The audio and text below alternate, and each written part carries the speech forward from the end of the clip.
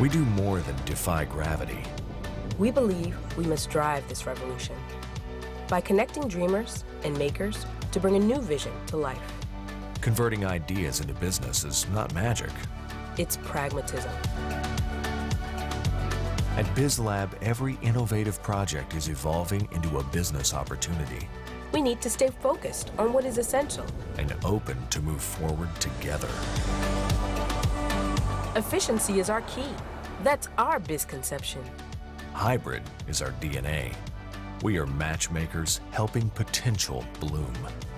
We build gateways to connect passionate people with diverse expertise from different cultures and backgrounds, Technology requires not only energy, but also human power. We provide international environments and adapted support to experiment with ideas and turn them into scalable and profitable businesses. that's our lab conception. Fasten your seatbelt. Welcome to the Global Aerospace Accelerator.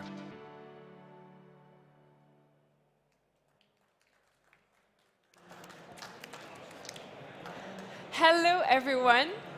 My name is Soraya, and I'm part of Airbus BizLab Madrid. We are super happy, together with my team, to be here today to share a little bit of our story with you. So today, during the next 40 minutes, you will have the chance to see on stage 3 of our little jewels, 3 of the startups that have been accelerated in the BizLab.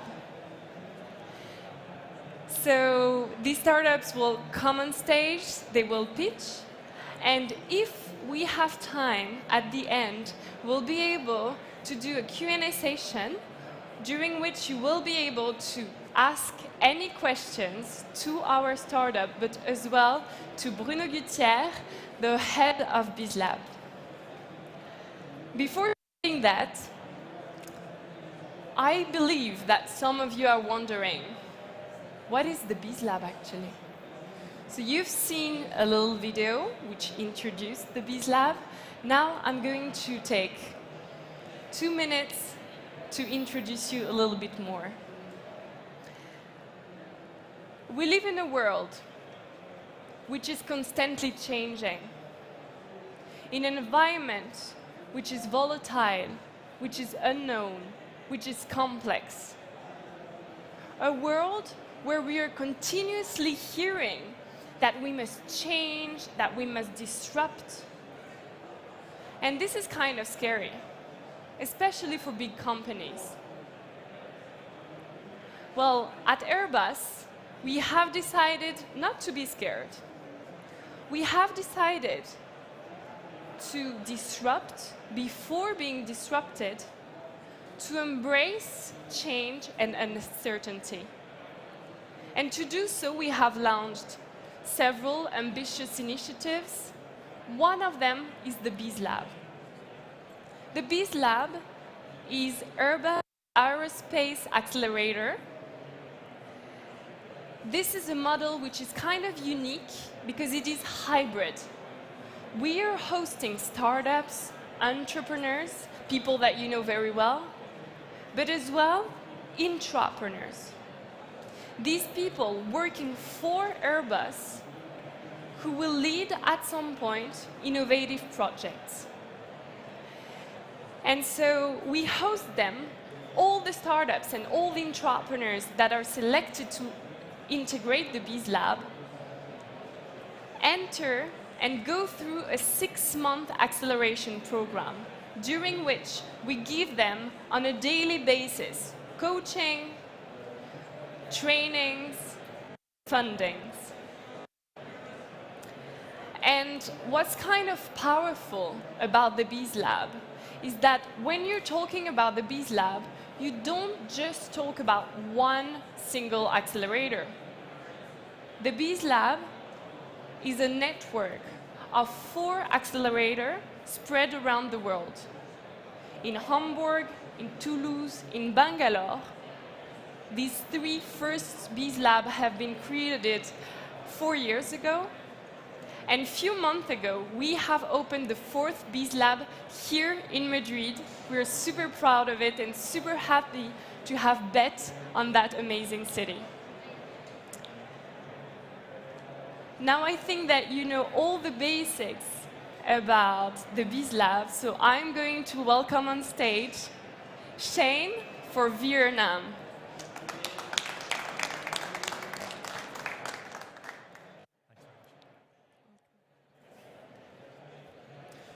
Good afternoon, everybody. My name's Captain Shane Carroll. I'm an Airbus A320 captain and instructor.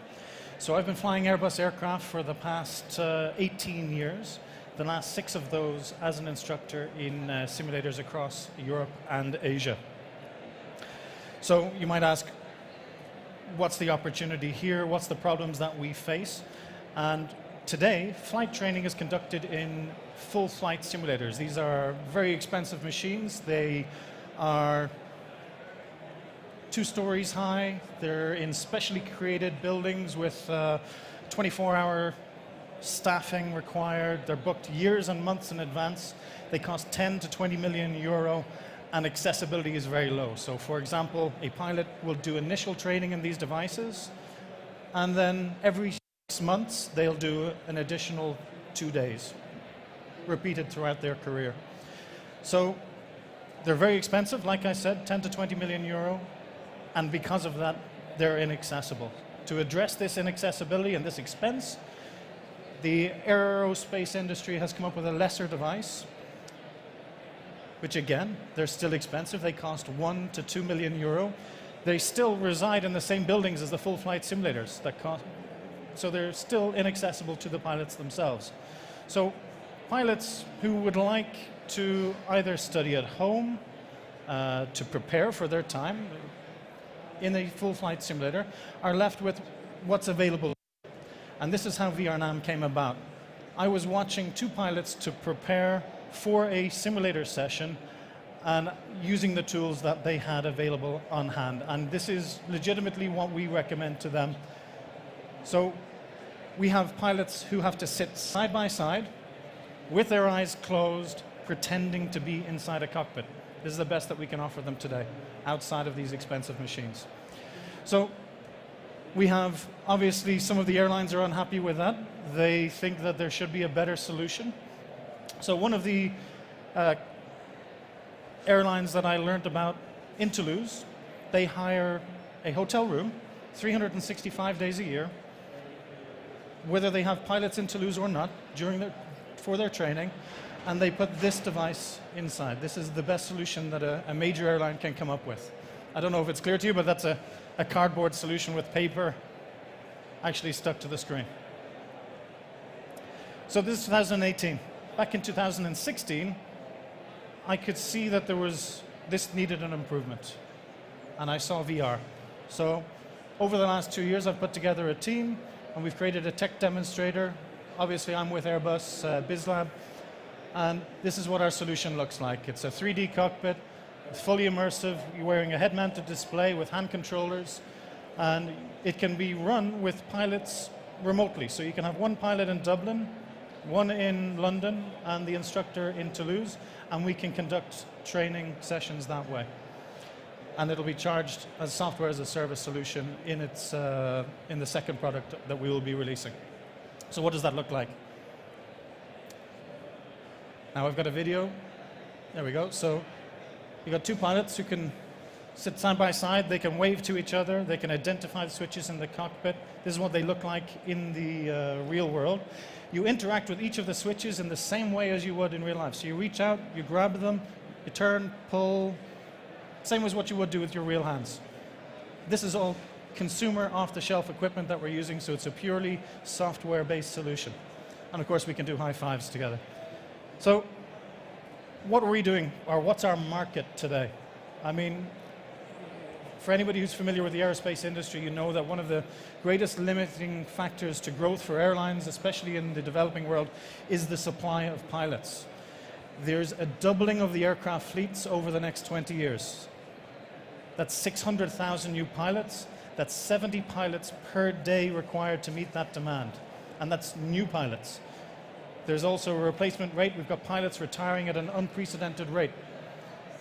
So there's a clearly defined market. It's growing, and we intend to address that. Excuse me. So we're in an Airbus Biz Lab. We're developing in co-development with Airbus services over the next couple of months and years.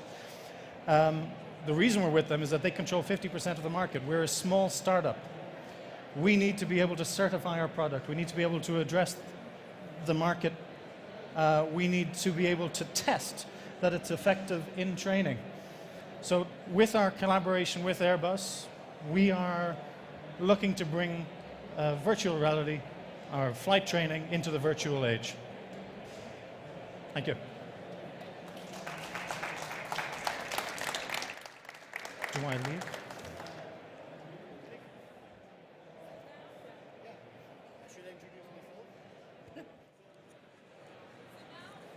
You can hear it. Okay. Go ahead. Should I start? Hi. I'm just testing. My name is Jost Franklin. I am CEO and co-founder of the startup from Germany called Quicket. Before that, I was in Microsoft. I was responsible for 72 countries. So I thought that I'm flying a lot, and that was until I met my co-founder, who is Fred Finn. He is Guinness Book World Record holder for most air miles flown. He has 50 million miles under his belt. Just for you to understand, that's about 30 times to the moon and back. And so Fred basically told me that, hey, when he was, that working? How that work? Is this? Nope. Oh, nope. Oh, that works. Okay, so when Fred started flying, he basically discovered that airlines try to understand if there is money in additional services, money in the unbundling what they previously had in tickets. So the first, as you might have heard the story, they removed just one olive from the salad, and to see how much they can save the money. And apparently they liked this so much that they eventually removed the salad and everything else. So right now you as a user have to buy Wi-Fi, food, baggage, and you know the story, right? The problem also is this, so this business of olives basically become a major profit generator for the airlines. And currently, some of them have about 40% of their money coming from these additional services. And it is overall projected for this year to be about $98 billion worldwide. So basically, what the problem of this is that each and every airline develop their own services. And if you are flying more than one, there is no connectivity and data which connects one services to the other. And the problem of this is that you need to have somebody who will unify that, somebody who can customize that, and somebody who will scale that to the level that is work across all the industry. And that's exactly what Quicket is solving. We started off collecting all the data about 5 years ago, each and every aircraft worldwide. It's about 25 of them. We get through the data of 680 airlines. So right now we have 98% of all worldwide commercial fleet covered. Then we have an algorithm which matches each and every plane to the flight schedule, so you can understand. So we know exactly what plane is flying or supposed to fly, and we are using 7 different sources for it, including underground radars, which track flights in the real time. So put that together, we are delivering this data to two guys. First is the pre-booking services, the guys like Kayak, Swoodoo, Momondo, and so on and so forth. And then we also have worked with Airbus inside the Airbus Biz Lab, where we start to render all the planes, all the seats for the users to see. So you not only have the data when you're searching right now, we can have seat map, and you can see virtual reality each and every seat and panoramas.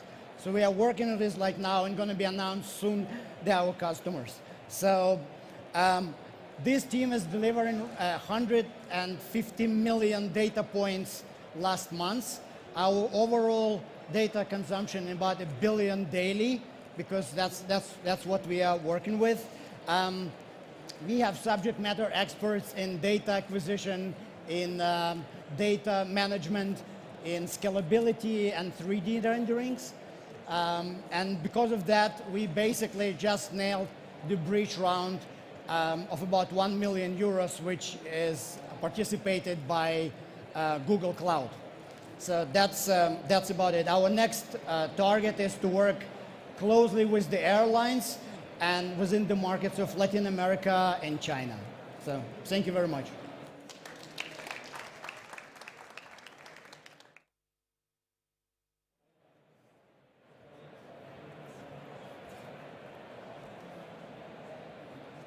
Hello. Hola. Okay. So they've told me I've got a bit of extra time, so I'm going to try to ramble along. We are from Obu. We're into stock logistics optimization, and I'm Nicolas. I'm one of the co-founders with Francisco and Mario here, and there's also a couple of guys from our team, Miguel and Samu there. So I know we are in the next big thing stage, but I cannot miss the opportunity to try to explain what we do. And then we try to explain a bit about our vision for the future, right? So, yeah, what it is, sorry, going too fast.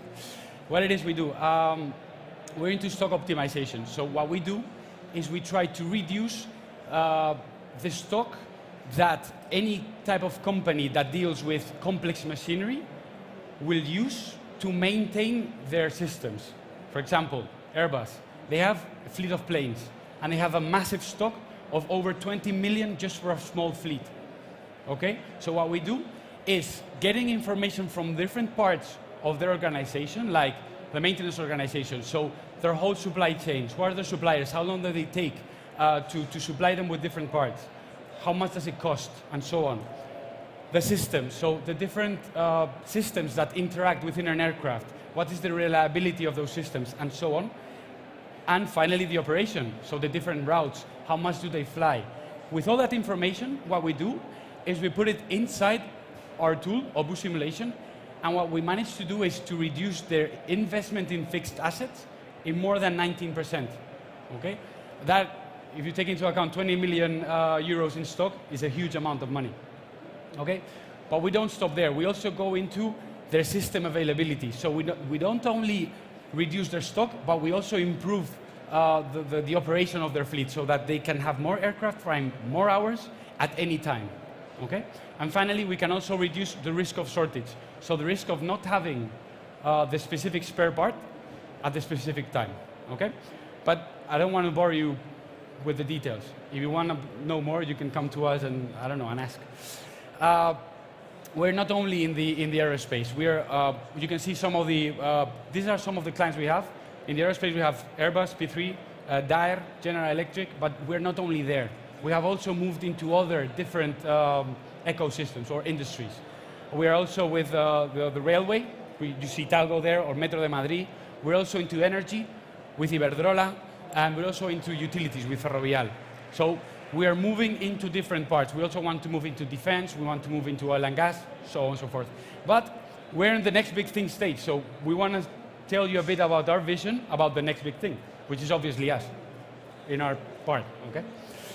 So, we come from Spain. We were born in Spain, but point one, we went with Bruno to Toulouse, to the Airbus BizLab, and now we've managed to close the circle. Okay, we are now at the Airbus BizLab with Pedro and Soraya here, but in Madrid. Okay, in that 3-year journey, we have managed to go from Toulouse back to Madrid with the European Space Agency, Fundación Madrid +D para el Conocimiento, CEDETI, Actúa UPM from the Universidad Politécnica de Madrid, and also Carlos III. What do all of these have in common? That they are big parts of the aerospace ecosystem, innovation ecosystem. So what we're trying to do, and what we believe is one of the next big things, is to join them together And we're trying to be there to bond different actors, so that we can make the aerospace ecosystem better and bigger in Madrid. And that's why we're here, in the middle. But not only that, in terms of OBU, in terms of us, we started with a very, very simple algorithm and with a very, I don't know, ugly interface, which wasn't very good. I mean, we had an idea, we developed it, but I mean, it was there, the solutions were there, the results were very good, but we needed to evolve. So we have managed to evolve. We have a very nice welcome page. We can now, basically we have evolved from a stock logistics optimization software, which sounds very cool, very flamboyant if you want, to a logistics intelligence software in which you can modify, track, edit, and do whatever you want with your logistics structure. So all your supply chain, okay? From there, you can identify all the different part numbers in your thousands of materials and references in your stock to be able to update it, edit it, do whatever you want with it. You can have the strategic power to analyze your current efficiency, to see where you could be right now, to start doing a series of what-if analysis to understand your future strategy. And everything is wrapped up in a very nice dashboard, in which all of the previous information, which you don't really know what it does, you can see how it does. You can see how it evolves along time. You can see how much money you are saving, how much money you are investing, in what type of stock, and why. And so basically, the end and how we see the next big thing is not only to have an isolated software, which is very cool and very nice, and for people that use it, they like it. But not only that, it is to integrate ourselves with any type of ERP software, any type of management system. We're already integrated with SAP.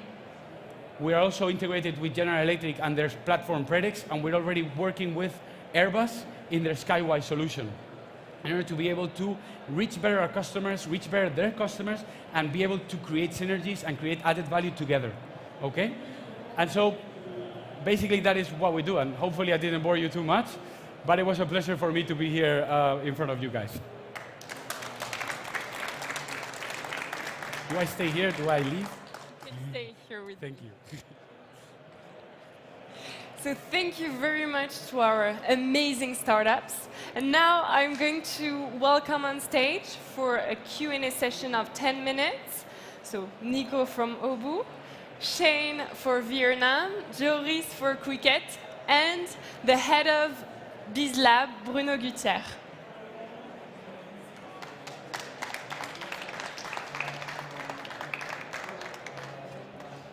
No?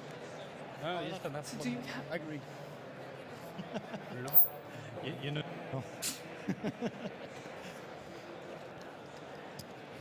So, does anyone in the public have a question for them, for one You of have them? a question mark?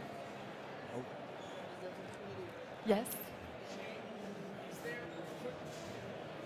Is there or could there be such a thing as a self-flying plane for commercial uses? So Airbus. It's already possible for the military, so absolutely I know it's being looked at. It's the worst kept secret in the world that they are. As for whether it has an impact on my business, I guess as your follow-on question for this is, I'm training pilots. Will there be pilots to train? Well, to answer it, first, there will be self-flying aircraft, and it's a possibility already today. It's the acceptability of them that will be the question. So that's where I think the effort's going to be put in the coming years. As to whether I'm scared about whether I have a business or not, well, the aircraft over the next 20 years, essentially, I've built a tech demonstrator about an Airbus A320. The Airbus A320 has 7,700 currently flying, and their order books are full for the next, I think it's something like 8 to 10 years.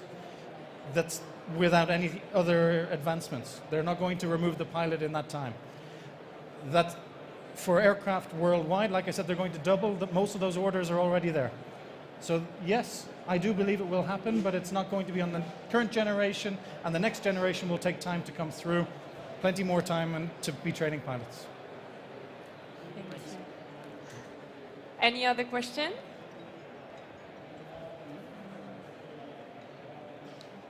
I've got a question for Bruno. Yeah?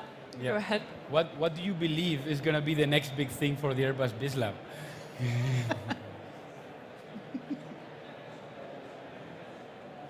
Well, I mean, it's okay? You can hear me? Okay. Well, I mean, you know that last year we have started an initiative with Africa, which is called Africa for Future. This is something that is for me and for all the team very important to create a bridge and to help African entrepreneurs to grow their business in aerospace, which is not so easy, by the way. So we will increase our presence in Africa. When I'm speaking in Africa, I should speak about the countries because it doesn't make any sense. Africa is about 55 different countries with almost the same different cultures. So here we are speaking about South Africa, Kenya, Nigeria, and Ivory Coast. And we will launch a big challenge, select some startups here. And thanks to a partnership with local accelerators, we will help them to grow and we will help them to integrate the aerospace market. So this is something very important for us. This is the next step for the BizLab, at least. We are up to build as well a kind of partnership in Tel Aviv, which is, well, I mean, I will not explain what Tel Aviv is, probably one of the best, the biggest ecosystem, startup ecosystem in the world, but I think that we can do something over there, particularly in UAM topics, which is something that we have not explored enough at the BizLab. So that's the two challenges in front of us. Big one, but I think that the main challenge is to operate our 4 platform and 4 campus efficiently, which is already done with my amazing team. They are doing an amazing work. You have been, you have experienced them. You know how great they are. So that's the main challenge. We still experience them. Yeah. So that's what we are doing. Thank you. New question? Yeah. For Nico, you said you didn't get into the details of the business. Do you use artificial intelligence for the logistics management or not at all? No, we don't. We are a step before. What we try to do is we try to, our algorithm is intelligent, but not in that sense. I mean, we try to, it's intelligent because it can process a lot of data, massive data. But what we try to do is we try to get human intelligence to be able to use it, because in the end, it is the user or the guy that's dealing with the problem every single day, the one that's going to know exactly what he wants and how to evolve the strategy. So in the end, for us, it's not really the way to go right now. Maybe eventually in the future it will be, but right now we're trying to explore different areas, like, I don't know, real-time data feed from different sensorization points inside the aircraft or the train or whatever. We're trying to focus into other stuff before we go into artificial intelligence, and maybe later, if it, I don't know, if we see that it's worthwhile, all the effort to put into it, we will go there. But for now, it's better. Because today the people that use your platform is the logistics managers of these companies. Exactly. And so you're not looking to replace them yet, because maybe with artificial intelligence you can have a... No, not yet. In the end, there's so much intrinsic information behind the operation of any aircraft that we don't believe that right now a machine can deal with that better than a human being, actually. So yeah, Thanks. we try to mix both things. Very nice intelligence, but also human one. Okay? Thank you, Nico. Another question? Yes.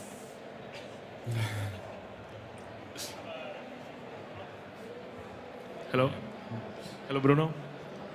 I have a question, and could you share with the public what are the metrics of this 3 years journey from what we saw in 2015 in Toulouse, what there is now, the content of that, the startups, what happened to them? Did they fail? Are they succeeding? Still in the middle of it? Thanks.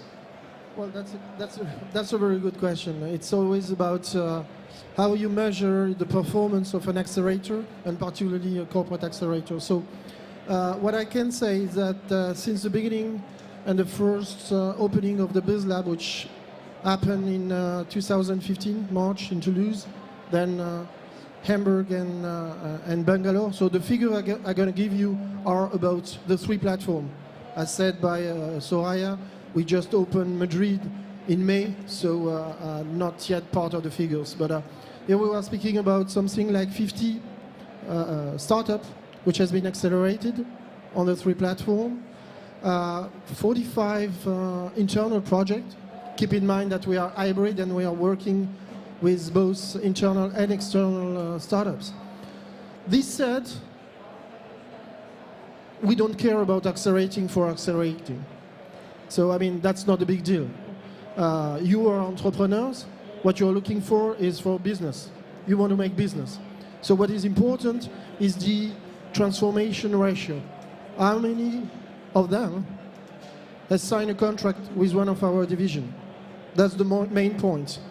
So we have a transformation ratio up to 42%, which is quite good. We are quite proud of that, honestly, meaning that 42% of our startup at the end of the acceleration program are in position to sign a contract with one of our division. For the internal project, obviously the ratio is higher because this is more core business most of the time in terms of topic. So we are up to 62%. They have raised, by the way, something like 20 million euros on private ventures, which is obvious, which is quite good. So these are the main figures that I can deliver, that I can give to you. And that's it, just to give you a flavor about the ratio and the transformation ratio.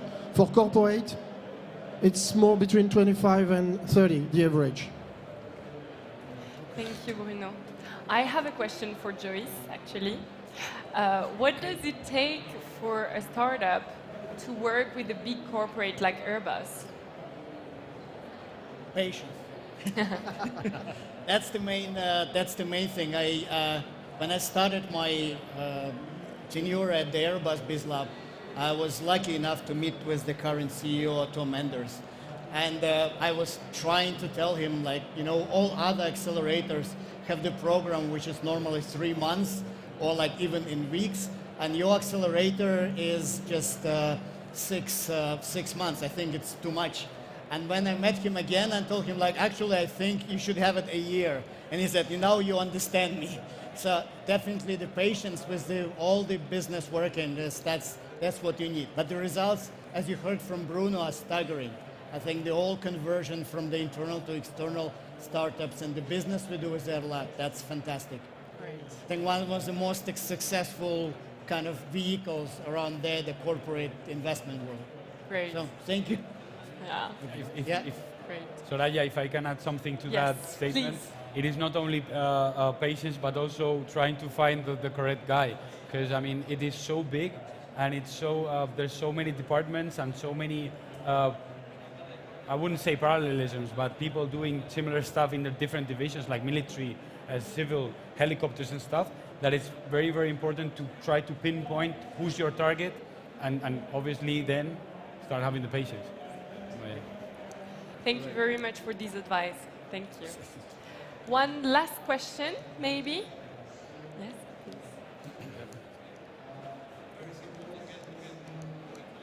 I can. Hi. Bruno, I have a question. Do you always keep separated the program? I mean, entrepreneurs one side, entrepreneurs on the other side, or do they mix? They do things together?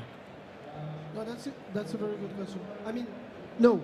Basically, the principle is to mix them. We don't want at all to separate them.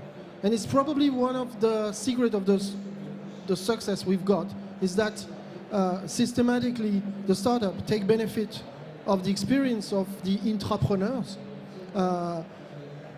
being in position to better understanding what are the expectations of a big company like us, taking benefit of their network. And this is so important, as said by Nicolas later on. Being able to knock at the right door is so important. So on their side, the startup take benefit of the entrepreneurs network. On the other side, our entrepreneurs are able to see on a day-to-day basis what is the entrepreneur's life. What does it mean being an entrepreneur? When you are a very formatted Airbus employee, it's a big change, I can tell you. So being suddenly, well, an entrepreneur, meaning manage yourself, which is the motto, manage yourself, instead of having this big support from the company, is a big change for them. So they are able to be supported by the entrepreneurs, and they can see them working, how fast they are. So it's a kind of challenge, even if it's a smooth challenge. And we do not create any competition. This is very important. So yes, they are mixed in all the platforms. That's the beauty of the hybrid concept, let's say. Thank you very much. So that was our last question. Yeah. I always wonder if we should be clapping. Thank you so much, everyone. It's been really a pleasure for us to share with you today. Accelerating startups, entrepreneurs, leading this change in a big corporate really is our passion. So thank you for listening to us. If you have any other question for our startups or for us, the Bees Lab, you can please come and meet us. We have a booth, number 57, so we'll be more than happy to know more about you. Thank you.